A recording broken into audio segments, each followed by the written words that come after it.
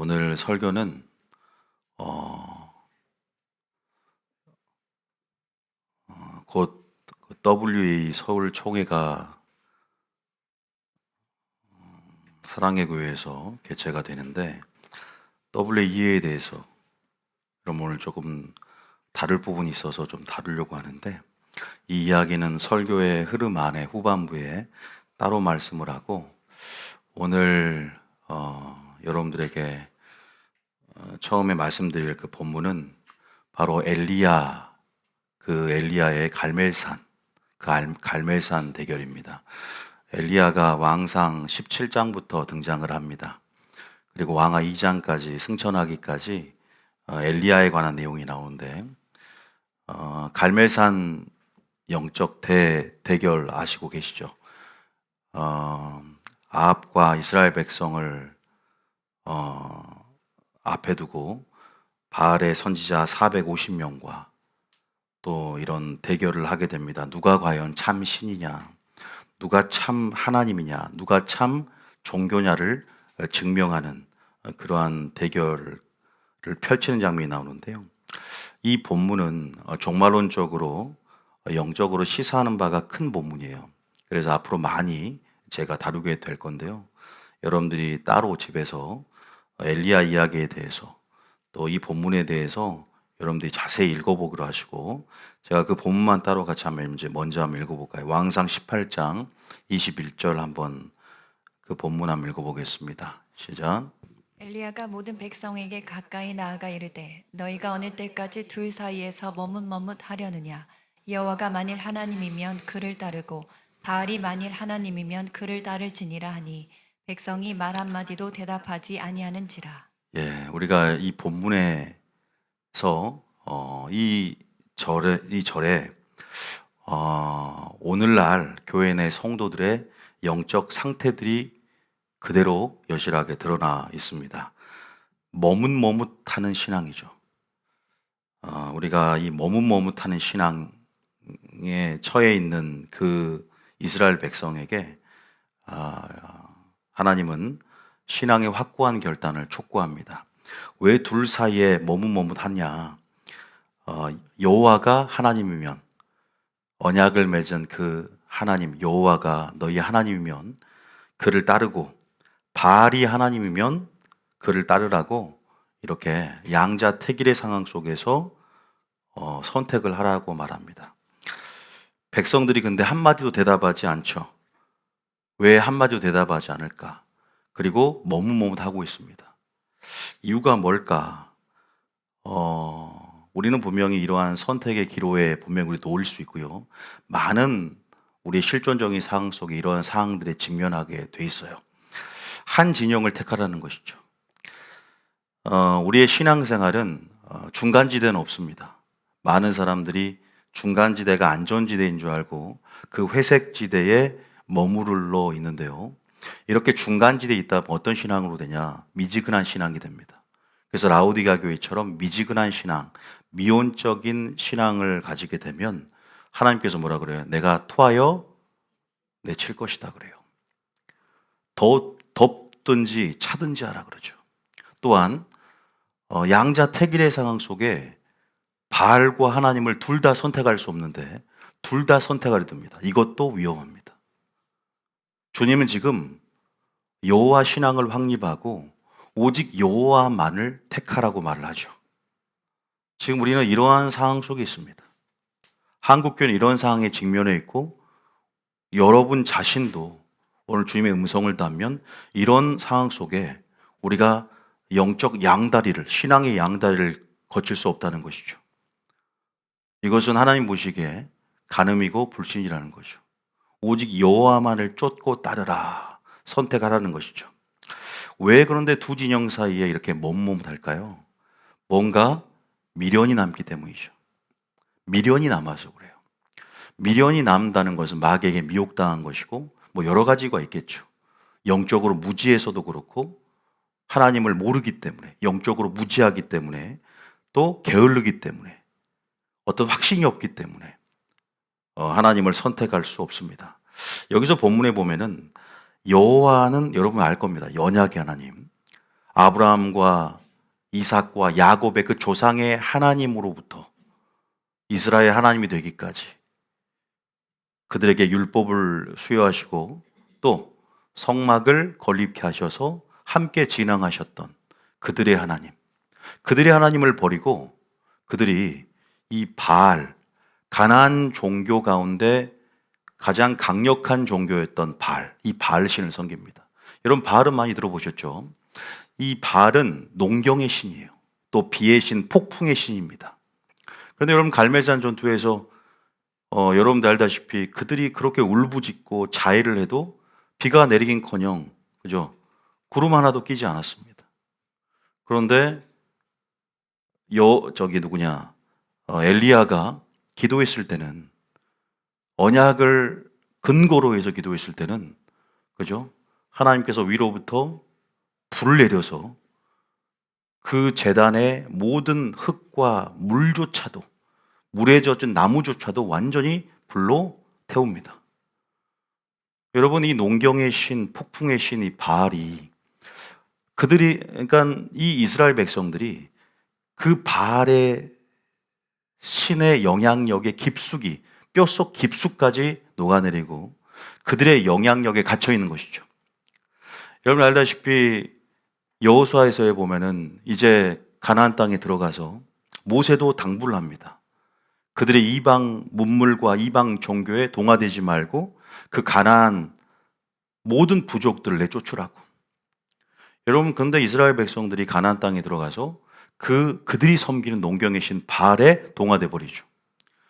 여러분 생각해 보면 상식적으로 이스라엘 남자보다는 토착민이 더 지형에 익숙하고 또 오랫동안 정착해 있었기 때문에 좀 더 믿음직스럽죠. 그리고 거기가 거의 영적 갑이에요.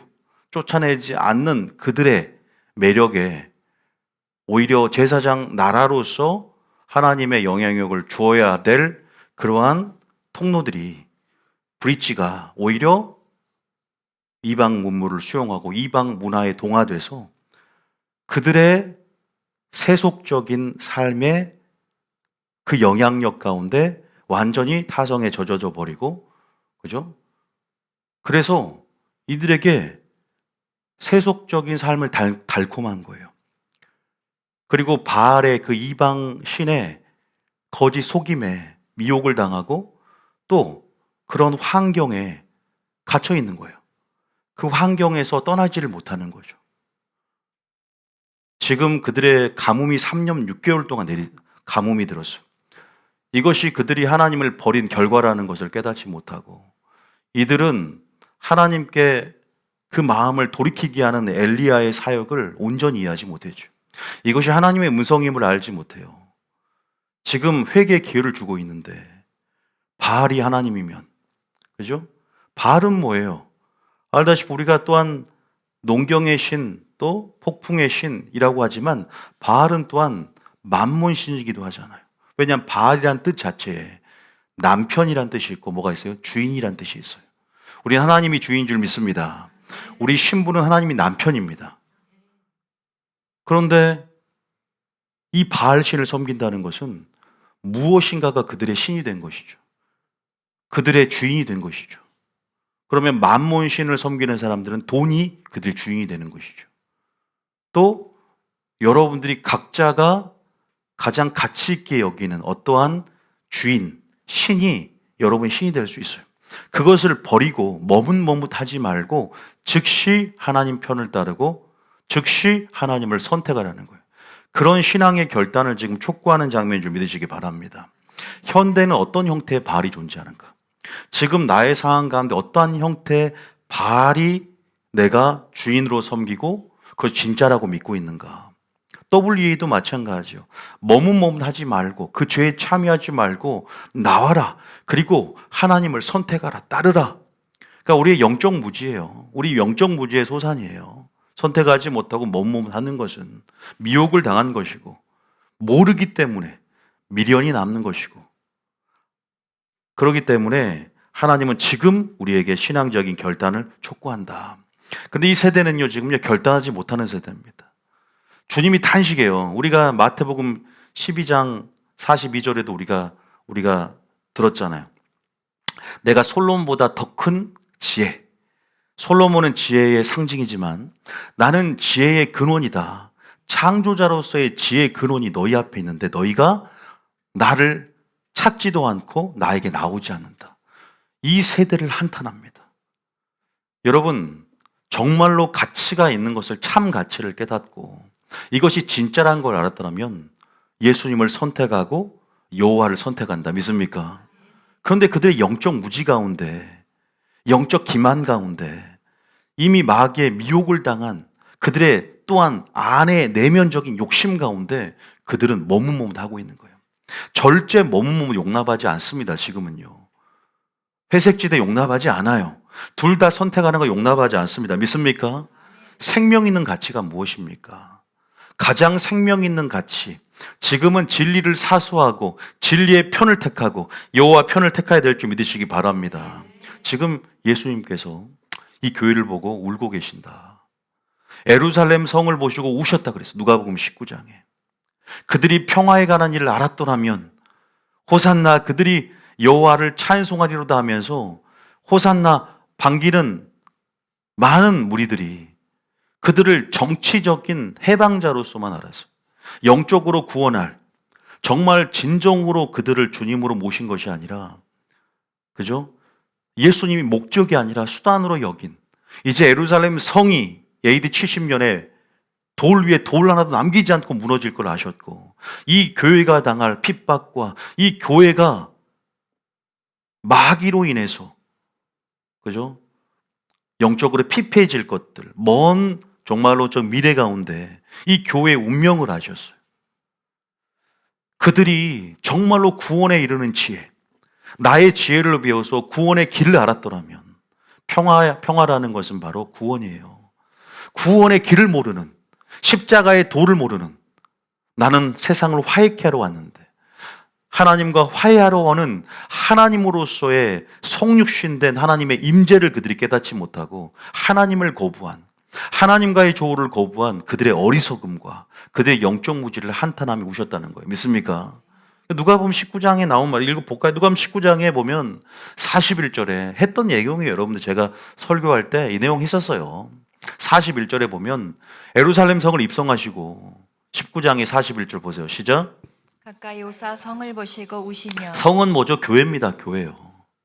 이 교회를 보시고 뭐예요? 우셨어요. 주님의 눈물의 의미를 아셔야 돼요. 주님은 무엇 때문에 우냐면 영적 무지 때문에 옵니다. 머뭇머뭇할 지금 그러한 그런 지체할 시간이 없어요. 지체하면 틈을 주고 틈은 마귀가 좋아합니다. 순종도 보세요. 즉시 순종할 때 신속히 그 계명을 지키는데 신속히 할 때 마귀가 틈타지 못하고 오히려 그 즉시 신속함이 주님을 사랑하는 정도를 드러낸다. 주님을 아는 정도를 드러내는 거예요. 주님을 모르니까 미련이 남으니까 머뭇머뭇하고 있는 거예요. 믿습니까? 모르는 거예요. 몰라요. 깨우쳐줘도 익숙한 삶의 기반을 무너뜨리고 익숙함의 굴레에서 벗어나지를 못하고 변화를 주도하며 새로운 차원의 부대로 준비되지 못해요. 새로운 패러다임의 전환을 맛보며 변화를 갈망하지 않고 망해가도 그냥 익숙함에 타성에 젖은 굴레에 갇혀서 변화 없이 다니던 교회 다니면서 될 대로 되라 타성에 젖어 있는 것이죠. 미지근해져 있고 안정감 속에 기만해 있는 이 세대를 보시고 주님 울고 계세요. 42절 보면 안타까운 거죠. 뭐냐면 한마디로 영적 무지죠. 42절 읽어봅니다. 시작. 이르시되 너도 오늘 평화에 관한 일을 알았더라면 좋을 뻔하였거니와 지금 내 눈에 숨겨졌도다. 평화에 관한 일은 구원에 관한 일이고 구원의 길이고 십자가의 도입니다. 구원에 이르는 지혜가 없는 그들의 어리석음과 영적 무지에 눈물 흘렸다는 사실을 믿으시기 바랍니다. 교회의 어리석음이에요. 이 세상이 아닙니다. 마태복음 12장 42절. 마태복음 12장 42절. 시작. 심판대에 남방 여왕이 일어나 이 세대 사람을 정죄하리니 이는 그가 솔로몬의 지혜로운 말을 들으려고 땅끝에서 왔음이거니와 솔로몬보다 더 큰 이가 여기 있느니라. 지혜는 무슨 지혜라고요? 구원에 이르는 지혜입니다. 우리는 지혜가 없으면 구원이 없어요. 예수님을 모르면 가장 큰 문제는 생명의 가치잖아요. 이건 믿습니까? 바알이 생명을 줍니까? 예수님 외에는 구원이 없습니다. 할렐루야. 예수님을 선택하고 예수님의 방식을 믿고 예수님의 길을 따라가야 될 줄 믿으시기 바랍니다. 우리 여기에 마귀의 작전이 있는 것이죠. 마귀의 작전은 참 저에게서 많이 합니다. 마귀가 실시간으로 전략 모의회의를 하면서 계속 공격의 활로를 개쳐가면서 어떻게 하면 몇천 년의 역사 가운데 계속 진화하고 있다고요. 마귀가 어떻게 하면 교회에 가만히 들어와서 이 성도들을 미혹할까? 근데 가장 큰 전략은 기만 전술입니다. 성도들을 기만하게 만들기 때문에 기만하게 만들면 되고 또 가장 구원론에 물을 타서 희석시켜서 구원론을 왜곡시킵니다. 제가 항상 강조했듯이 구원론이 회복해야 할지 믿으시기 바랍니다. 구원론의 이 오류 때문에 구원론의 오류로 인한 폐단이 엄청난단 말이에요. 그들이 구원의 안정감 속에 기만하게 만들어서 어차피 구원은 따놓은 당성이라고 만들어요. 그래서 어떤 신앙을 갖냐? 다음에 겸하는 신앙. 오늘 머문머문한 신앙, 미지근한 신앙은 이런 미온적인 태도는 어떠한 것에 영향력이냐? 아까 제가 말씀드렸지만 구원론의 오류예요. 예를 들면 겸하는 신앙이 뭐냐면 하나님과 재물을 겸하여 섬겨도 총간다. 이것은 불신이 아니다. 이것은 가능하다. 왜냐하면 내가 하나님의 은혜와 사랑을 운운하면서 그렇게 자신의 믿음을 정당할 수 있거든요. 굉장히 위험하지 않습니까? 마태복음 6장 24절 알다시피 읽어볼까요? 마태복음 6장 24절.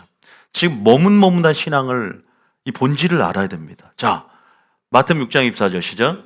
한 사람이 두 주인을 섬기지 못할 것이니 혹 이를 미워하고 저를 사랑하거나 혹 이를 중히 여기고 저를 경히 여김이라. 너희가 하나님과 재물을 겸하여 섬기지 못하느니라. 하나님과 재물을 겸하여 섬기지 분명히 예수님께서 산상순이죠. 명시하고 있습니다. 하나님과 재물을 겸하여 섬길 수 없다. 그러니까 너희들은 가능하지만 하나님은 그것을 인정할 수 없고 하나님의 불가능이다. 이것은 불신이라는 것이죠. 왜냐하면 너희들이 하나를 사랑한다면 하나를 미워하게 되고 하나를 중히 여기면 또 하나를 경히 여기면 성령의 소욕과 육체의 소욕이 서로 대적한다는 것이죠. 두 마음을 품은 것은 이것은 불신이라는 것이죠. 여러분 그래서 여기에서 보면 너무나 많은 우리가 얘기해 왔지만 개혁의 필요성을 느끼고 개혁을 설파하면서 항상 한국교회의 문제를 진단하며 우리가 계속해 왔지만 많은 성도들이 은혜와 사랑을 운운하며 이 고난을 자처하며 고난의 부르심에 들어간다는 게 무엇인가? 좁은 길로 들어가야 할 필요성에 대해서 전혀 느끼지 못한다는 것이죠. 하나님의 은혜, 하나님의 사랑을 강조할 필요는 있지만 반쪽짜리만 우리가 아는 것이 더 위험할 수 있거든요. 그래서 우리가 신앙생활이라는 것은 대가를 지불하고 제자도의 길을 걷는 것에 대한 하나님의 역설의 질을 이해하지 못한 채 우리가 너무나 본연의 자기 위주의 신앙, 하나님의 십자가의 도를 알지 못했던 평화에 관한 일을 알지 못했던 그들의 어리석을 나타냈던 주님의 마음이 이 설교를 통해서 대변될 것입니다. 여러분 마지막 마귀의 작전이 참 많이 있지만 기만 전술을 꼭 아시기 바랍니다. 기만하게 만들어요. 여러분 우리가 아까 말했지만 겸하는 신앙은 참 위험합니다. 그러면 겸하는 신앙이 아니라 어떤 신앙이 되어야 되냐? 바알도 택할 것이고 나는 하나님도 택한다. 지금 이스라엘이 이런 심보라는 거예요. 나는 돈도 사랑하고 하나님도 사랑해. 나는 돈도 소중하고 하나님도 사랑해. 부자 청년처럼 만문신의 지배를 당해서 탐심이 커 나가요. 그런데도 하나님 교회 생활 열심히 했잖아요. 게하시와 삽비라가 탐심 때문에 얼마를 감췄어요. 그래도 교회 생활 열심히 해요. 둘 다 즉사하고 한 명은 믿음에서 떠나버립니다. 이것은 우리는 가능해요.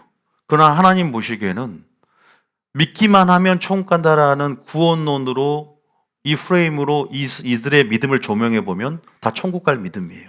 왜? 그래도 잘하고 있잖아. 교회 다니면서. 내가 탐심 우준 있지만 다른 거 열심히 그것을 커버하기 위해서, 그 약점을 커버하기 위해서 다른 신앙생활 열심히 하고 있잖아. 이건 핑계거리예요.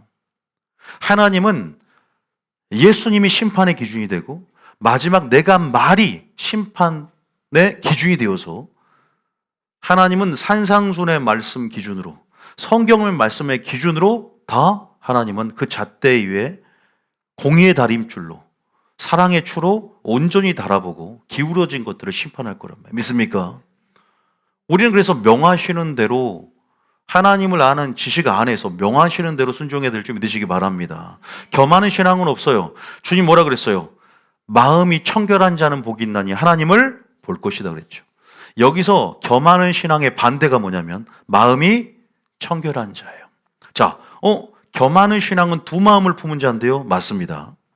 마음이 청결하다는 뜻이 뭐냐면 두 마음을 품지 않고 한 마음으로 하나님을 섬긴다는 의미예요. 아시겠죠? 여러분, 마음이 청결하다는 뜻의 어원을 잘 알아야 돼. 이건 두 마음이 아니라 한 마음, 오직 한 마음이라는 건 뭐냐면 진리 안에서 예수님 같은 한 뜻이란 얘기야. 다시 말해서 진리로 우리가 청결하게 되는데 진리의 마음, 한 마음이 되어서 하나님을 배우는 거예요. 할렐루야. 하나님을 배우려면 종말론적으로도 얼굴과 얼굴을 마주보고 구원에 이르는 필요 충분 조건이 되는 것이고, 이것이 믿음이라는 거거든요. 하나님을 뵙는다. 자, 마음이 청결한 자는 복이 있나니 하나님을 볼 것이다. 또 우리가 거룩한 산 꼭대기에 하나님과 조우하고 하나님의 임재 친밀함 안에 머물 수 있는 것은 담대함이죠. 거룩한 산 꼭대기에 누가 서겠느냐? 누가 하나님의 존전 앞에 서겠느냐 이 말이에요. 누가 하나님의 보좌 앞에 서겠느냐 이 말이에요. 누가 담대합니까? 마음이 청결한 자예요. 그래서 시편 24편에도 겸하여 이런 마귀의 미혹에 우리가 빠져들면, 마귀의 기만 전술에 농락당하면 다 겸하는 신앙으로 머뭇머뭇 신앙, 미지근한 신앙, 그렇게 길을 벗어나 버리는, 길을 잃어버리는, 그런데도 안정감을 느끼며 마치 선지자를 보냈을 때 그 선지자 시대와 같이 여호와의 성전이라 성전이라 성전이라는 거짓말을 믿지 말라. 그들이 전부 영적으로 착각하고 있는 그런 상태에, 혼수 상태에 빠져 있다는 것을 우리가 알아야 된다. 믿습니까? 지금 한국교회의 실상을 얘기하는 거예요. 여러분, 한국교회 실상을 얘기하는 거예요. 무엇을 선택할 줄 몰라요. 두 마리 토끼를 다 잡으려 합니다. 저희 교회만 유별납니까? 저희 교회는 뭔가 엄격해 보이잖아요. 기준이 높아 보여요. 근데 이것이 예수님의 기준이다. 믿습니까? 한국교회가 구원의 문턱을 낮추고 기준을 낮춰버렸으니까 성도들이 근육이 없어요. 믿음을 점검하려 들지 않아요. 전쟁하려 들지 않습니다. 옷을 다 벗어버리고 거룩한 옷을 준비하지 않습니다. 예복을 준비해야만, 기름을 준비해야만 총가요. 그런데도 오직 믿음을 운운하며 그 오직이라는 부사에 행함이 들어가지 않습니다. 행위구원, 신율법제를 운운하면서 머뭇머뭇한 신앙, 미지근한 신앙, 그런 미온적인 태도로 주님은 성질이 나요. 토하여 내치겠다. 이 죽은 신앙, 입으로는 쥐어주야지만 행위로는 부인하는 자. 주님이 토하여 내친다는 것은 역겹다는 원어가 있어요. 주님이 역겹다는 표현을 쓰고 있단 말이에요. 빨리 회개하라고, 아직 기회를 주겠다는 거예요. 바알이 하나님 마음을, 엘리야가 이스라엘 백성을 하나님 마음으로 돌이키는, 지금 마지막 두 증인도 엘리야의 심령과 능력으로 그 백성들을 하나님의 진리로, 하나님의 슬기로, 하나님의 마음으로 돌이키게 만드는 두 증인의 사역이라면 우리가 그 사역을 감당해야 한다. 할렐루야. 여기 나오잖아요. 하나님과 재물을 겸하여 섬길 수 없다. 마음이 어떻게 된다? 청결해야 될 줄 믿으시기 바랍니다. 한 마음이 되려면, 한 마음이 되는 사람 한 가지를 구해요. 다윗처럼. 한 마음이 되는 사람들은 오직 크고 첫째에게 되는 계명이 뭐예요? 하나님을 마음과 목숨과 뜻과 힘과 지혜 최상급으로 사랑하는 법을 배워야 된다. 할렐루야. 그냥 우리가 사랑합니다가 아니라 우선순위를 얘기하는 거예요. 우리가 기도하는 것도 물질도 모든 삶의 우선순위를 하나님께 두며 우리의 믿음을 증명해야 된다.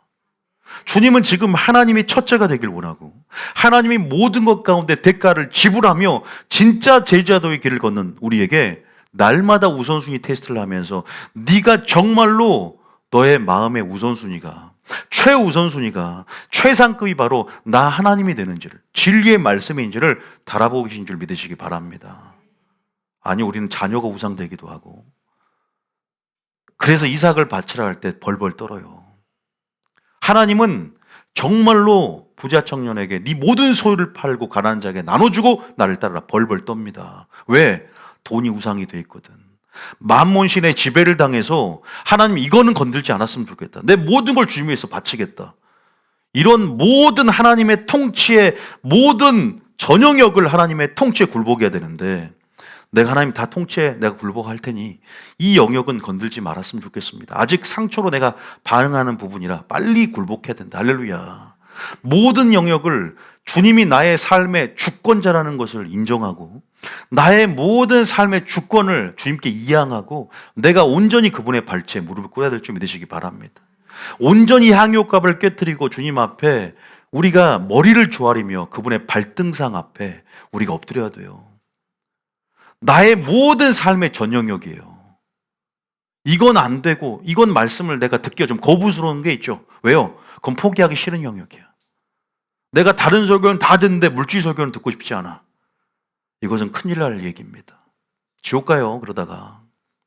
부자 청년처럼 되고 여러분 우리가 하나님 앞에 하나님은 그 모든 영역을 성령 충만함으로 머뭇머뭇하지 말고 즉시 순종하기를 원한다. 믿습니까?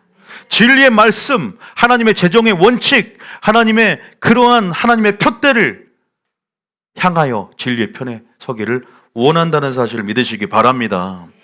여러분의 가장 크고 첫째에게 되는 계명이 무엇입니까? 이웃사랑도 둘째예요. 첫째는 하나님을 사랑하는 것이다. 할렐루야. 진리를 사랑하는 거예요. 다윗처럼 성전에 올라가 하나님의 말씀을 듣는 우선순위를 선택하시게 했으면 축복합니다. 마리아처럼 하나님 거룩한 산 꼭대기에 앉아 주님의 존전 앞에 주님의 보좌 앞에서 흘러나오는 주님의 말씀을 들으시기 위해 했으면 축복합니다. 여러분 그래서 마음이 청결해야 된다. 할렐루야. 마음이 청결해야 돼. 그래야 하나님을 봅니다. 그래야 하나님을 봅니다. 그래서 머뭇머뭇 겸하는 신앙은 주님이 인정하지 않아요.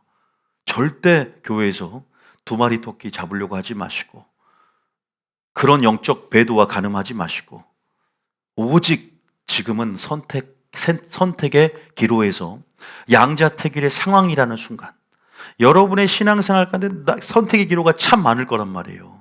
그럴 때 준비가 돼 있어야 되고 하나님 아는 지식 가운데 올바른 분별력을 가지고 늘 스탠바이 돼 있어야 할 줄 믿으시기 바랍니다. 믿습니까?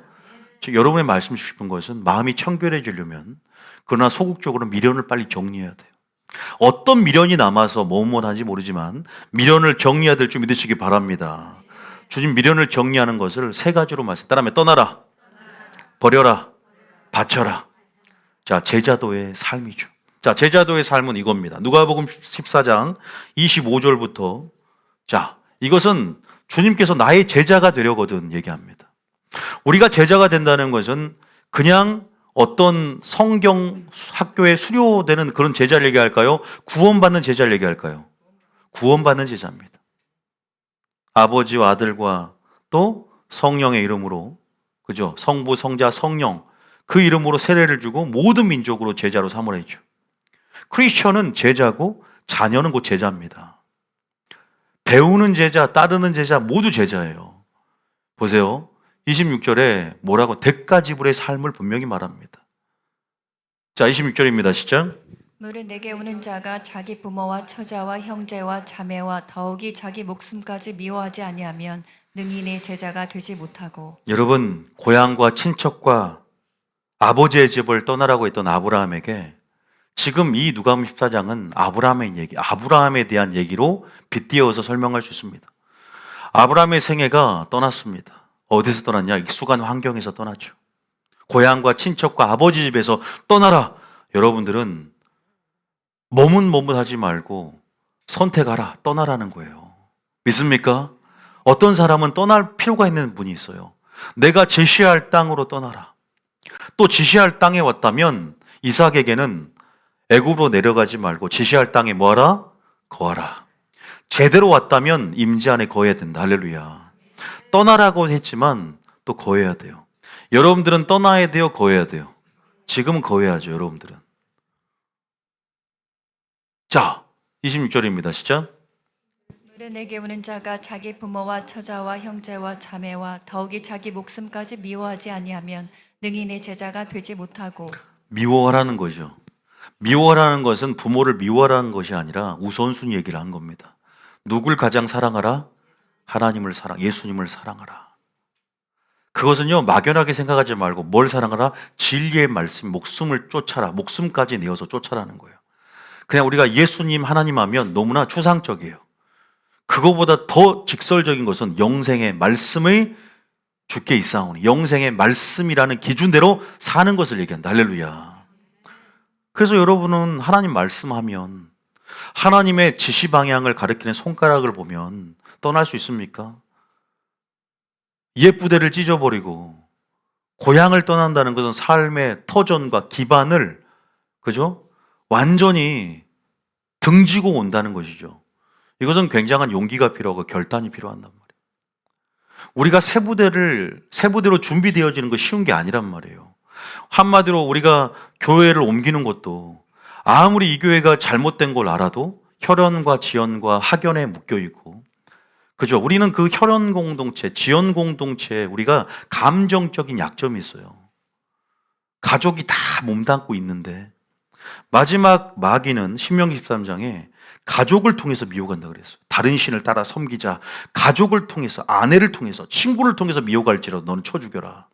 이것은 죽이라는 것보다 무슨 말을 들을 것이냐, 진리를 따라할 것이냐, 무엇을 선택할 것이냐. 여러분이 친구를 위해서 지옥 대신 가줄 수 있나요? 저는 가족을 위해서, 제 자식을 위해서도 지옥 못 가줍니다. 죽을 수 있어도 지옥은 못 가요. 여러분, 지옥은 가지 않길 예수님 축복합니다. 지옥은 안 가야죠. 내 믿음은 내가 챙겨야지. 부모가 대신 내가 때 천국 가주나요? 지옥 가주나요? 아니죠. 기름 준비 봐도 대신 내 기름을 준비해 줍니까? 아니죠. 내 기름은 내가 준비하는 것이다. 개별성, 죄에 대한 개별성, 구원에 관한 개별성, 여기에 대한 부분들을 이해를 해야 합니다. 여기서 분명히 말하고, 두 번째 27절에 시작. 누구든지 자기 십자가를 지고 나를 따르지 않는 자도 능히 내 제자가 되지 못하리라. 전부 부담이 되는 좁은 문, 좁은 길입니다. 이것이 바로 신앙생활이죠. 편합니까? 우리가 편하지 않습니다. 미련을 버리고, 보세요. 이 동상만 봐도 이스마엘을 버리라 그랬어요. 이스마엘도 자식이에요. 사랑하는 자식이지만 이스마엘이 이삭을 괴롭히고 희롱합니다. 육체의 소욕을 대표하는 이스마엘, 성령의 소욕을 표상하는 이삭. 결국 육체의 소욕과 성령의 소욕은 함께할 수 없듯 약속으로 난 자녀 이삭이 진짜 영적 상속자로서 의미가 있듯, 믿음을 떨어뜨게 하는 것은 과감하게 버려야만이 우리가 어떻게 해요? 제자도의 길을 갈 수 있다. 믿습니까? 주님이 그것을 말한단 말이에요. 아브라함의 생애는요, 고난으로 점철돼 있어요. 고향과 친척과 아버지 집을 떠났어요. 또 이스마엘까지 버려요. 나중에는 어떤 줄 아세요? 뭘 바쳐라? 이삭까지 바치라는 명령을 듣게 됩니다. 미련을 버리지 않으면, 하나님의 우선순위가 되지 않으면 머뭇할 수밖에 없는 거예요. 주님, 우리 생애 가운데 이러한 아브라함의 생애 속에서도 제자도에 누가복음 14장의 말씀이 그대로 응했단 말이에요. 보세요. 아브라함도 고향과 친척과 아버지 집을 떠났고 자기 십자가를 지고 정말 말씀을 따랐기 때문에 이스마엘을 버리고 이삭을 바칠 수 있었다. 믿습니까? 제자가 되지 못한다는 것은 구원을 받지 못한다는 걸 얘기하는 거예요. 이것을 너무나 인본주의적으로 해석하면 제자는 그냥 이 땅에서 제자할 뿐이지 구원은 받은 상태다. 어디에 성경에 그런 말이 있습니까? 자, 두 번째는 바로 이 내용이고, 세 번째 제자도 길은 33절 물질입니다. 바로 이삭을 바치는 거죠. 33절입니다. 자, 시작. 33절. 이와 같이 너희 중에 누구든지 자기의 모든 소유를 버리지 아니하면 능히 내 제자가 되지 못하리라. 신앙생활에서 가장 못못하는 것은 물질이에요. 돈 때문에 시험 들고, 그죠? 우리가 돈 때문에 교회 깊이 못 들어가고, 돈 때문에 믿었다가도 나오는 거 아닙니까? 만몬신, 바알의 신. 진짜 바알은 돈이죠. 돈이 주인이니까. 그래서 돈에게 질질 끌려가는 것이고, 돈의 노예가 되는 것이고, 그죠? 근심으로 자기를 찌른다 그랬어요. 믿음에서 떠나고 예수님을 떠납니다. 부자, 청년, 게하시 모두 보세요. 믿는 자였지만 가룟 유다까지 전부 돈 때문에 배신하고 배도합니다. WE에도 오늘 얘기를 할 거예요. 연속선상 이 설교의 흐름에서. 그런데 이거보다 더 심각한, 여러분, 우리가 우리 자신의 죄를 빛 가운데 들여다볼 수 있어야 하는 거죠. WCC만, WEA만 배도의 흐름이고 몸몸을 하는 것이 아니라 우리 자신을 들여다보고 우리 안에 정말로 내 안에 머뭇할 수밖에 없는 미련을 남는, 떠나지 못하는, 버리지 못하는, 바치지 못하는 그 영역은 뭔가, 하나님의 온전한 통치를 받아들이지 못하는 나의 영적 사각지대, 내가 감추려고 하는 그런 어둠의 영역은 무엇인가를 살피고 드러내야 된다. 할렐루야. 은혜를 구하고 성령 충만해야 될 줄 믿으시기 바랍니다. 저는요, 평화에 관한 일, 구원에 관한 지혜, 구원의 길을 알려주고 싶은 겁니다. 지금이라도 기회가 있어요. 심판대 앞에 서면 나는 너에게 김온유를 통해서 말했고 네가 듣지 않았고 나는 심판의 정당성을 확보하기 위해서 말씀을 보낸 것이다. 주님은 지금 모든 사람이 진리를 알고 구원을 받기를 원한다. 믿습니까? 모든 사람이 다 회개하기를 원합니다. 믿습니까? 왜 그 사람들은 회개하지 못한, 듣지 못했고 들어도 회개하기 싫었고 의도적으로 부인합니다. 듣고 싶은 것만 듣기를 원했기 때문에 하나님은 그 교만으로 아시고 그 교만으로 심판대 앞에서 긍휼 없는 심판이 자행되는 것을 보게 되는 것이죠. 여러분, 33절은 바로 또한 제자도의 길 중에 물질, 빠지지 않는 얘기입니다. 소유를 버리지 아니하면 능히 내 제자가 되지 못한다. 그래서 주님은 아브라함의 생애 속에서도 제자도의 길, 무엇을 요구합니까? 광야로 부르심 가운데 출우루 시켰고 고향과 친척과 아버지 집을 떠나는 아픔을 겪고 들어왔고 또 이스마엘을 버리는, 믿음을 떨어지게 만드는 그 근본적인 싹을 자르고 그런 요소들을 내려놔 있었어요. 그 내려놓음을 배우는데 마지막으로 이삭을 바치는, 내가 주인 삼았던, 내가 머뭇할 수밖에 없었던, 그래서 그 우선순위를 테스트한다는 거예요. 여러분, 이삭을 바치라는 그 음성을 들으셨어요? 언젠가 여러분 신앙생활 가운데 이삭을 바치라는 테스트가 있을 것입니다. 준비되셔야 돼요. 믿습니까? 왜냐, 우리는 구원보다 더 가치 있는 것은 없어요. 믿습니까? 여러분이 쌓아둔 재물을 가지고 총 갈 수 있는 것도 아니고, 여러분이 사랑하는 자녀도 우상이 될 수 있고, 취미도 우상이 될 수 있고, 어디에 시간을 들이며 어디에 가치를 두고 가장 최우선을 여러분들이 여러분의 기준으로 살고 있지 않습니까? 여러분의 기준대로 이것이 가장 나의 최상급의 가치이기 때문에 하나님이 명하신 질서가 아닌, 내가 어느 정도는 하고 있기 때문에 이것은 내 행위를 정당화할 수 있을 거다, 내 믿음이 온건할 수 있을 거라는 것들로 여러분 스스로 착각하고 우리가 그렇게 무지 속에 놓여 있지 않는가. 마귀는 그 무지를 보고 틈을 보고 들어온단 말이에요. 하나님 앞에 고소를 한다고요. 하나님이 오래 참고 또한 기다림 가운데 있기 때문이지만 반드시 우리는 심은 대로 거두는 것이고 행한 대로 하나님이 갚으시고 반드시 우리 안에 틈이 없도록 은혜를 의지해야 된다. 할렐루야. 지금 마지막 때예요. 우는 사자와 같아요. 마귀는요. 틈이 있으면 우리가 당하고 틈이 있으면 손해를 봅니다. 머뭇은 틈을 우리에게 분명히 주는 거예요. 지체할 틈을 주는 것은 마귀가 좋아하는 거예요. 할렐루야. 이삭을 바치라 장면 읽어보고 창세기 22장 12절입니다. 창세기 12장 22절. 자, 창세기 22장 12절. 시작. 사자가 이르시되 그 아이에게 내 손을 대지 말라. 그에게 아무 일도 하지 말라. 내가 내 아들 내 독자까지도 내게 아끼지 아니하였으니 내가 이제야 내가 하나님을 경외하는 줄 아노라. 이제야 네가 하나님을 경외한 줄 안다 그랬죠. 주님이 뭐라고 선언해요? 이제야 네가 나를 경외한 줄 알겠다. 이삭을 바치려고. 하나님이 이삭을 원해서 그런 게 아니에요. 테스트하는 거예요. 네 마음이 어떠한지. 네가 나를 사랑하는지 여부를 알고 싶은 거예요. 믿습니까?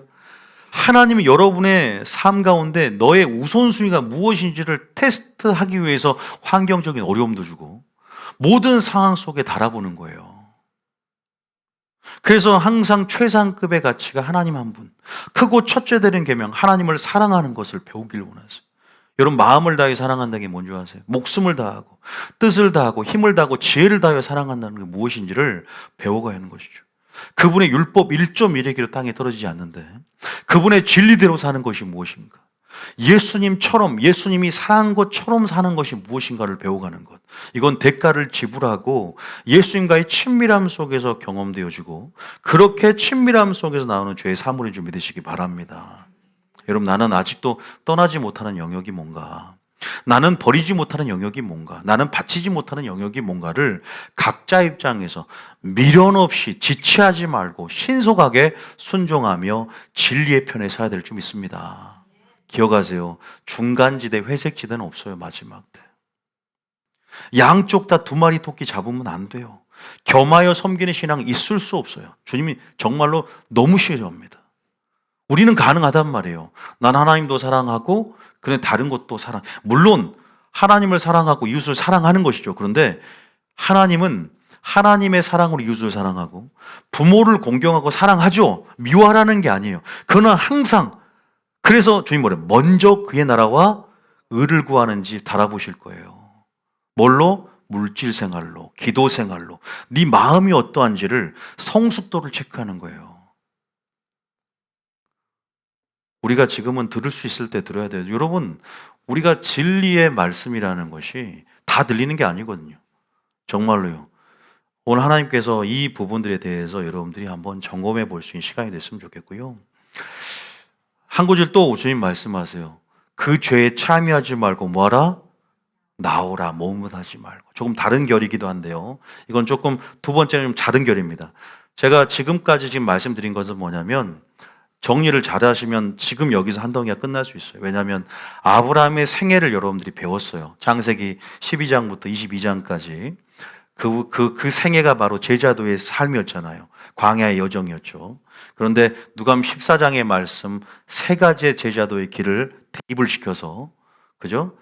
그대로 살아냈어요. 그래서 큰 동사가 바로 떠나라고 했고, 이스마엘을 버려라, 내려놓음에 대한 얘기, 그리고 이삭, 내가 주인 삼은 것들, 가장 내가 가치가 있는 내 사랑하는 독자, 주님도 염장 지르듯 네가 가장 사랑하는 독자라고 표현하듯이 지금 내가 사랑하는 것이 하나님 사랑보다 더 사랑하는가를 하나님은 보길 원하는데, 그럼 돼야 안 돼? 안 됩니다. 자식도 아니에요. 물질도 아닙니다. 그래서 여러분, 가장 마지막 때는 하나님을 사랑하고 진리를 갈망하고 하나님의 얼굴을 구하며, 그래서 그 말은 좀 더 깊숙하게 진리를 사랑하고 하나님의 영광 보기를 원하며 하나님 얼굴 배우기 원해서 거룩한 산 꼭대기에 올라가야 될 줄 믿으시기 바랍니다. 굉장히 중요한 것이죠. 그러면요, 어떤 상황에도 머뭇하지가 않아요. 그의 삶은 신속합니다. 다윗이 내가 주의 계명을 지키는데 신속하게 지체치 않았다. 그렇게 시편 119편에 말했던 것처럼 즉시 순종함으로, 즐겨 순종함으로 아름다운 소사를 먹게 되고, 즉시라는 말은 나의 하나님을 사랑하는 정도를 드러내는 부사다. 믿습니까? 주님은 즉시 사랑한 자를 기뻐합니다. 왜? 야, 얘가 아침 일찍 일어나 이삭을 바치라고 하는데 머뭇하지도 않고 일찍 일어나 즉시 순종하는 그 모습을 기뻐하는 거예요. 여러분 자녀들이 말을 했는데 즉시 반응할 때 그래도 참 기쁨이 되듯, 여러분 지체한다는 건 오늘 어떤 의미가 있는지, 여러분들은 그래서 진짜 여러분의 영적 현대판 바알은 무엇인지를 오늘 여러분들이 개인적으로 한번 생각해 보면서 회개하면서 오늘도 마음을 새롭게 하시길 예수님 축복합니다. 여러분, 바벨론, 계시록 18, 좀 이제는 종말론 쪽으로 가서 마무리를 짓겠습니다. 계시록 18장 4절입니다. 계시록 18장 4절 시작.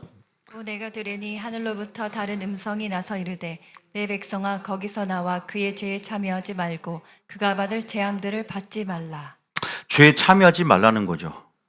어떻게 보면은 이것이 지금 갈멜산 이 전투, 갈멜산 대결에서 이 말씀을 이렇게 선포한다고 해도 전혀 무색하지 않을 정도의 어떻게 보면은 비슷한 맥락일 수 있어요. 직설적이죠. 그 죄에 참여하지 말고, 그 죄에 참여하지 말고, 그가 받을 재앙을, 다시 말해서 이것은 거꾸로 어떤 의미가 있죠? 죄에 참여하면 악의 씨를 심었기 때문에 재앙을 받는다는 거겠죠. 그래서 우리에게 현명한 대처는 죄로부터 돌이키고 그 죄로부터 나오라는 것이죠. 그 바벨론 시스템에 예속되지 말고 나오라는 것이고, 어떤 그러한 공간으로부터 물리적인 공간이 됐던 영적인 공간이 됐던 거기에 예속되거나 참여하지 말라는 것은 함께하지 말고 따로 떨어지라는 것이죠. 굉장히 중요한 얘기입니다. 여러분, 이것을 적용할 수 있는 것들이 뭐가 있을까요? 그걸 적용한 거 봤더니 WEA가 지금 우리가 참 말들이 많죠. WEA가 무엇인가? 지금 저는 여러분들이 주님 모시기 전에 배도의 흐름들을 많이 목격하게 될 것이라는 것들을 말씀드립니다. 주님 오시기 전에 있어야 할 일들이 구속사가 전개될 때 몇 가지가 있는데, 데살로니가 후서에도 배도한 일이 있을 거라 그랬죠. 지금 우리는 배도의 큰 흐름들을 목격하게 될 겁니다. 우리가 WCC는 분명한 것인데 WEA는 어떤가? WEA, 세계 복음주의 연맹이라고 하는 이 WEA는 이제 알다시피 그 사랑의 교회에서 이번에 10월 말에 서울 총회를 개최합니다. 수천 개의 나라들이 또 우리가 몇억 명이 가입되어 있어요. 굉장히 큰 단체인데요. 과연 우리가 이 단체를 영분별하는 데 있어서 이건 배도의 흐름인가? 이거는 복음주의 흐름인가? 이것들을 달아봐야 되는데, 결론부터 말하면 저는 배도의 흐름이다. 왜 그렇게 말하냐? 우리가 제가 항상 영분별을 여러분들 알려드릴 때 어떠한 본질, 그죠? 그 단체의 어떤 영의 본질, 그리고 배후, 실체를 우리가 규명해 볼 수 있어야 돼요. 성경적으로 검증하고 신학적인 오류가 있는지를 검증해 봐야 되거든요. 그리고 그 단체가 표면적으로 명분을 내세워서 말하는 그러한 표면적 명분은 그럴듯합니다. 다 여러분 알다시피 양의 탈을 썼다 그러잖아요. 명분은 그럴싸해요. 이단적인 요소가 없는 것 같지만 어떻게 위장하듯 어떤 요소들은 철회하거나 유보하고 좀 감추기도 합니다. 나중에는 발톱을 드러내죠. 그래서 궁극적이고 종국적인 지향점이 뭔지를 빨리 간파할 수 있어야 되는 것이죠. 제가 여러분들에게 하나하나 오류들을 검증하고 총회 홈페이지라든가 지금 유튜브에 많이 이렇게 영상들이, 메시지들, 컨텐츠도 올라오더라고요. 참고해 볼 만한 것들이 참 많이 있어요. 저도 몇 개를 보고, 또 제가 이렇게 저의 영분별법으로 좀 보는 부분에서는요, 가장 큰 문제가 되는 것은 우리가 마지막 때 항상 지금 마지막 때 가장 위험한 것은 통합화의 흐름이죠. 종교 통합화도 세계화도 어떻게 보면 하나로 통합이 된다. 다시 말해서 가치 중립주의, 종교 다원주의가 위험한 거거든요. 종교 간의 대화, 이것은요 어불성설이에요. 왜냐하면 기독교는 종교가 아니기 때문에 어떤 타협점을 찾을 수 없는 것이죠. 믿습니까? 이슬람과 불교가 대화를 모색해서 구원에 있어서는 합일점을 찾을 수가 없는 거예요. 구원은 오직 예수님께 있다. 믿습니까? 천하에 다른 이름을 준 적이 없다 그러니, 구원을 얻을 만한 다른 이름을 준 종교도 없고, 누가 참신이냐, 참 종교냐, 참 하나님이냐를 증명하듯 오직 여러분들이 이런 아류들에 대해서, 마지막 거짓 신들에 대해서 기독교라는 이름을 쓴, 이런 양의 탈을 쓴 이러한 단체가 됐던 교회가 됐던 이런 것들에 있어서 우리는 종교 다원주의 흐름을 배격할 수 있어야 한다. 믿습니까? 그런데 봤더니 제가 제가 로마 카톨릭을 얼마나 안 좋아합니까? 로마 카톨릭과 일치, 연합을 주장하면서 그 목표를 세우면서 가고 있어요. 그리고 이 단체와 연대하는 단체들, 흐름들, 그리고 이들의 뭐랄까 영적 지도자들, 연대하고 있는 그러한 흐름들과 영적 색깔들을 볼 때 WCC와 맥락을 같이 하는 흐름 안에서 그런 지도자들이 요직에 앉는 걸 제가 확인을 했고, 여러 가지 이런 부분에서 굉장히 위험성이 내포되어 있다. 여러분, 가장 지금 마지막 때 위험한 것은 자유주의 신학이고요. 이 신학적으로 좌경화되는 게 굉장히 위험하거든요. 이것은 이 보수주의의 가치를 상쇄시켜요. 이 마지막 때 우리가 여성신학, 해방신학 이런 것들도요, 굉장히 뭐랄까 조금은 이 보수주의의 가치가 상쇄될 수 있는 자유주의 흐름의 노선에서 출발한 그러한 신학적 흐름이란 말이에요. 그런데 이러한 사회 참여들을 강조하는 그러한 진보적인 그런 신학의 색채들은 여러분 이런 부분들에 대해서 우리가 굉장히 성경적으로 오류들을 주도면밀하게 살필 필요가 있는 거예요. 지금 여러분들이 이런 부분에서 어쨌든 제가 뭐 자세한 부분들을까지는 말씀 못 드리지만 여러분들 일단 이 WEA가 얼마나 지금은 당장에는 뭐 이것이 개최되고 뭐 갑자기 지진이 나고 이러진 않을 거예요.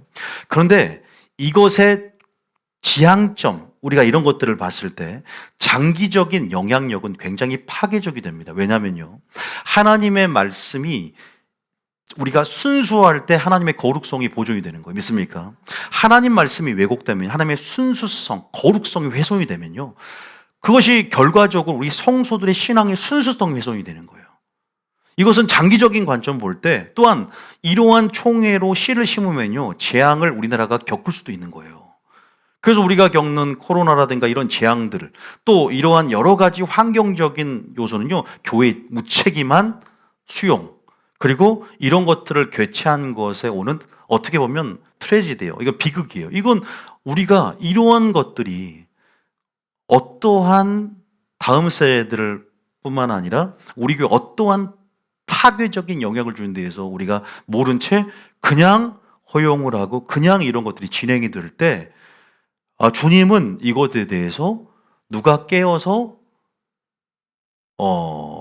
이런 부분들을 바라보고 또한 기도하면서 저항하고 이런 것들에 대해서 분별력을 갖고 제대로 볼지에 대해서 이런 부분들에 대해서 주님도 이렇게 말해요. 지금 우리가 적용을 한다면 그 죄에 뭐하지 말고 참여하지 말고 너희는 나와서 그가 받을 재앙을 받지 말라라는 것이죠.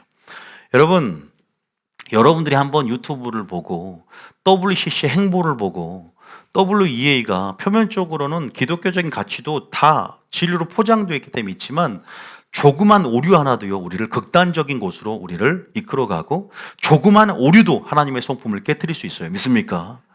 구원도만 잘못돼도 보세요. 우리를 기만하게 만들고 우리가 어떻게 보면은 그 기만이라는 그 어둠의 굴레 속에 갇혀서 역동적으로 열심을 내면서 믿음을 발휘하거나 두렵고 떨리며 구원을 이룰 만한 동기부여 자체가 되지 않잖아요. 우리 교회는 그래도 두렵고 떨림이 있고 뭔가 동기부여해서 전쟁에 승리하지, 피 흘리기까지 싸워야지, 이러한 전투력이 있다고, 전투하고자 하는 마음이 있다고. 믿습니까? 더 은혜 충만, 기름 준비하겠다, 예복 준비하겠다. 물론 이것이 다 은혜로 되지만 자유의지적인 어떻게 선택을 할 것인가, 내 자유의지, 주도성을 발휘하잖아. 주도적인 자유주의를 가지고 주도성을 발휘해서 그렇게 해야 되겠다는 적극적인 믿음이 발휘가 되잖아요. 믿습니까? 이것이 얼마나 중요한지 몰라요. 근데 한국교회 성도들은 다 수동적이에요. 정말 주님이 울어요. 평화에 관한 일을 알았더라면 이 교회 운명을 모른 채. 너무나 안타까운 거예요. 너와 내 자녀에서 울라. 나를 위해서 울지 말고. 오죽했으면 주님이 안타까운 거, 전부 다 이 예루살렘 성이 무너질 것인데 그들의 영적 무지가, 이들이 나를 십자가에 죽게 만들고 그들의 무지까지도 주님은 선용하셔서 구원을 베푸는 선용의 기회로 삼으셔서 선을 베푸셨지만 우리가 악한 일에 참여할 것이냐, 하나님의 선한 일에 중용될 것이냐. 여러분, 우리는 어떠한 편에 서야 할지를 믿음 가운데 여러분들이 분별력 가운데 잘 줄을 서야 될 줄 믿으시기 바랍니다. 정리하겠습니다. 주님은 머뭇머뭇한 신앙에 대해서 이렇게 말합니다. 구약 신명기 3장 19절 20절입니다. 자, 선택입니다. 이제 선택의 순간입니다. 자, 정리해 봅시다. 19절입니다. 시작. 내가 오늘 하늘과 땅을 불러 너에게 증거를 삼노라. 내가 생명과 사망과 복과 저주를 내 앞에 두었은즉 너와 내 자손이 살기 위하여 생명을 택하고. 우리는 제자도의 길을 걷는 사람들입니다. 제자도의 길은 대가를 지불하는 삶의 방식이기에 여러분들이 쉽지 않은 길입니다. 그러나 어렵지도 않다. 믿습니까? 은혜 충만, 성령 충만으로 우리는 이제는 죽음을 표대로 분명히 가는 길이지만 때로는 떠나기도 하고 버리고 내려놓아야 할 길들, 또한 이삭을 바치라는 명령 가운데 날마다 우리의 믿음을 달아보며 우선순위를 테스트하지만 하나님을 나의 가장 큰 소망으로, 가장 큰 가치로, 가장 큰 사랑의 대상으로 여길 때 우리는 그 길을 수월하게 가게 될 줄 믿으시기 바랍니다. 그리고 하나님의 진리의 가치를 크게 알고 하나님이 복을 주실 수 있는 분이고 하나님이 저주를 줄 수 있는 분임을 알기 때문에 하나님을 큰 가치로 열고 하나님 말씀에 순종해야 될 가치를 크게 한 사람들은 반드시 승리할 것이다. 할렐루야.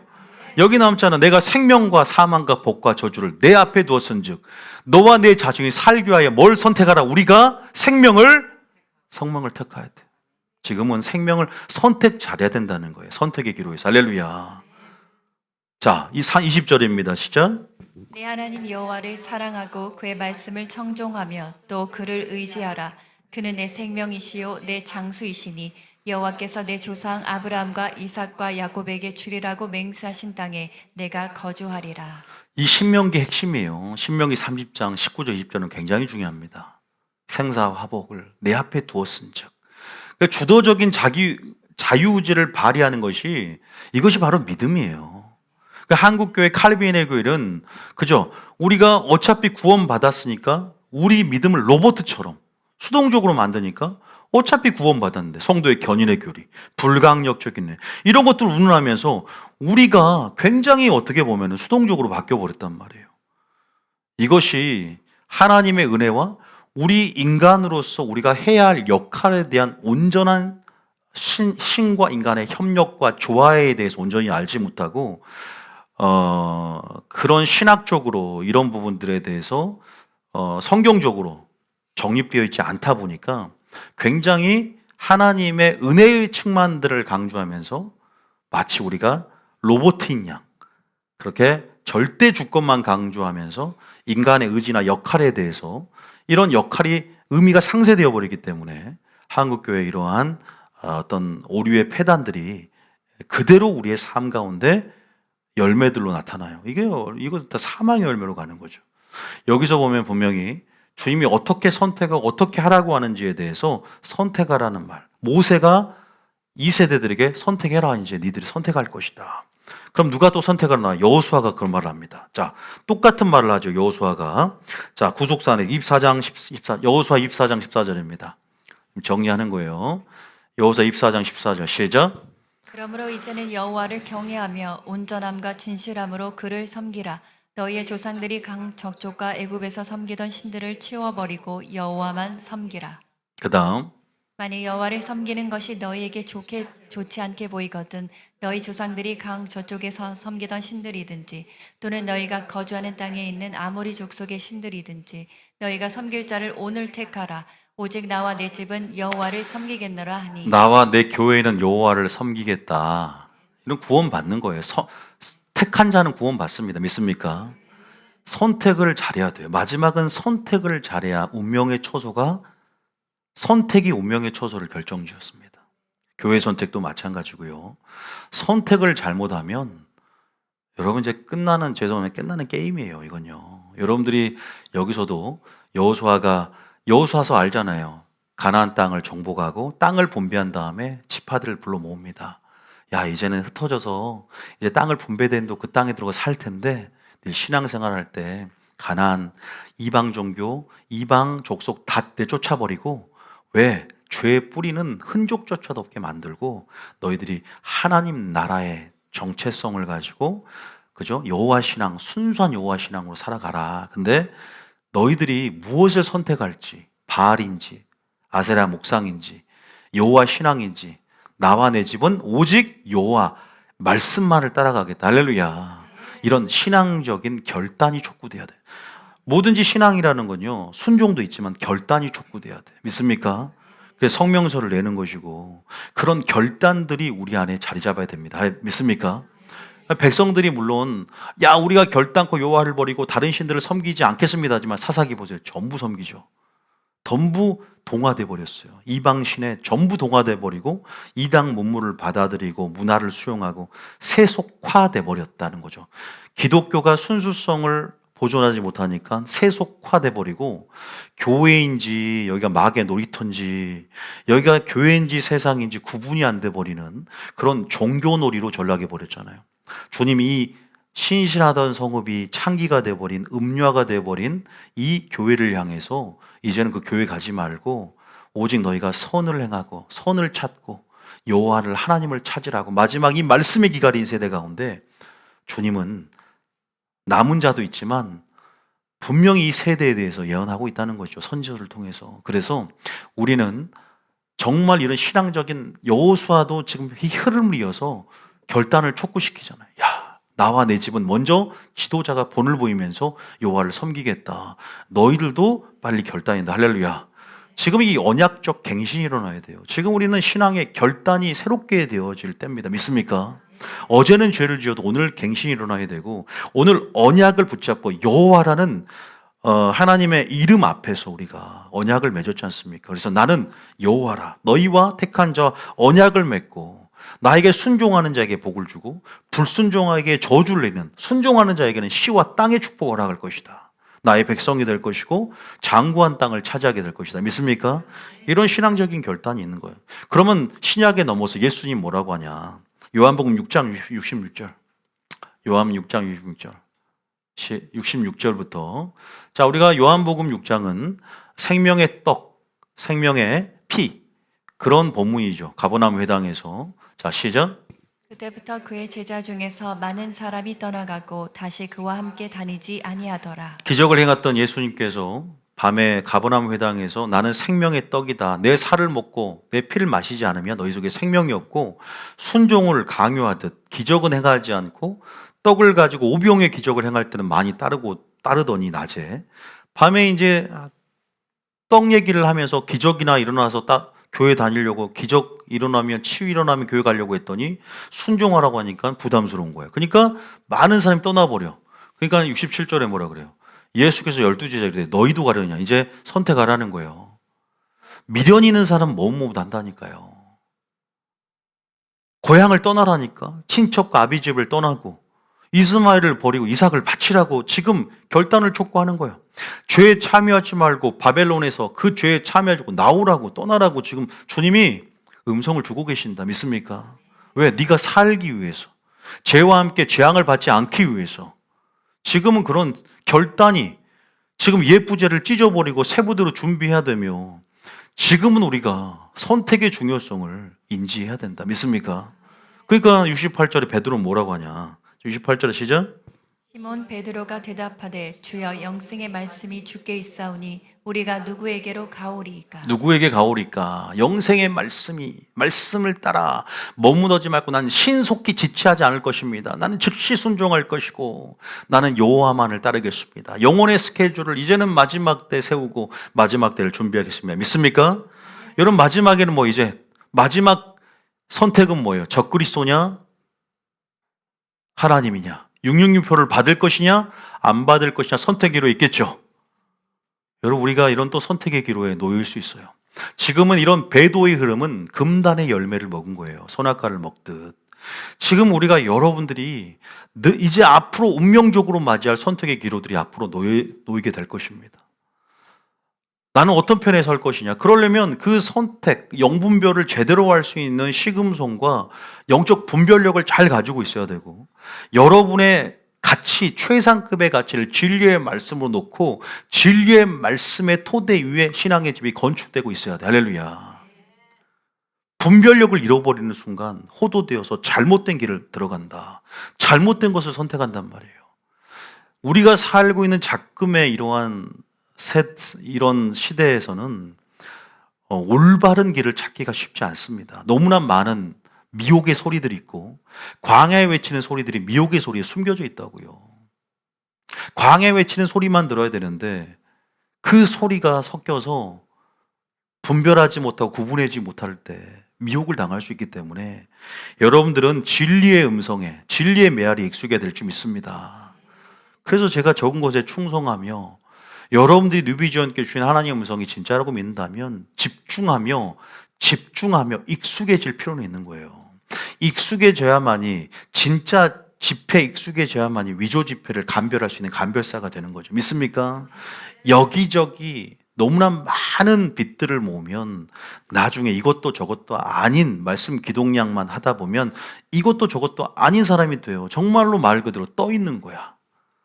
진리들이 꿰어야 보배가 되듯 구슬도 떠 있다고 해서 능력이 되는 게 아니라 여러분 안에 하나님의 아름다움들이 꿰어져서 이치 안에서 깨달음이 있어야 된다. 믿습니까? 이것이 아름다움이다, 주님의.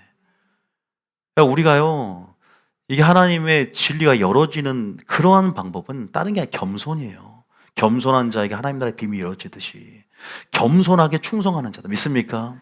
적은 것에 충성된 자들. 우리가 큰 것에 찾는 게 아닙니다. 그래서 마지막 때 전 여러분들이 신명기 3장에도 얘기 나왔고 여호수아도 나와 내 집은 여호와를 선택하겠다. 예수님도 두 길을 제시합니다. 예수님도 너희도 가려느냐, 무엇을 선택할 것이냐, 마지막 적글이 있어도 666표를 받을 것이냐, 마지막 많은 선택의 기로 가운데 우리의 그것은 주님의 신적 허용이 있는 거예요. 진짜 믿음을 달아보는 거예요. 정말로 너가 누구를 사랑하는지, 정말로 무엇에 초점이 있는지 우리가 그럴 때 우리는 무엇을 사랑하는지 여러분의 가치를 증명해야 될 줄 믿습니다. 여러분, 오늘 설교를 통해서 제가 WA도 잠깐 구체적 언급은 하지 않았지만 워낙 성도들의 통찰과 식견들 그리고 정보 수집 능력이 좋기 때문에 유튜브를 통해서 WA나 이런 것들은 정보가 많이 나와 있어요. 여러분들이 보면 아마 알 수 있는 것들도 있습니다. 그러나 저는 제가 어떠한 노선이고 또 이런 흐름 안에 어떤 것들 동의하는지에 좀 그것만 말씀드린 거고요. 여러분들이 그 부분에서 지금 오늘 했던 것 중에 어떤 마음속에 내가 진짜 머뭇머뭇한 영역이 뭔가, 하나님, 내가 온전히 주님을 바알이 아닌 하나님을 나의 주인으로 모셔드린다면 나의 삶의 주권을, 나의 모든 영역을 온전히 주께 양도하기를 원합니다. 고백해야 돼. 할렐루야. 내가 아직까지 그 통치를 받아들이기 부담스러운 영역이 있다면 기도하셔야 돼요. 은혜를 구하면서. 믿습니까? 은혜를 구해야 돼. 성령 충만해야만이 그 영역들이 파쇄가 되고 그 견고한 진들이 파쇄되면서 빛 안에서 회복이 되고 재생이 되고 다시 돌파가 된다. 믿습니까? 우리가 그런 부분들을 생각하면서 오늘 하나님 앞에 기도합시다. 자, 찬양 한번 틀어주세요.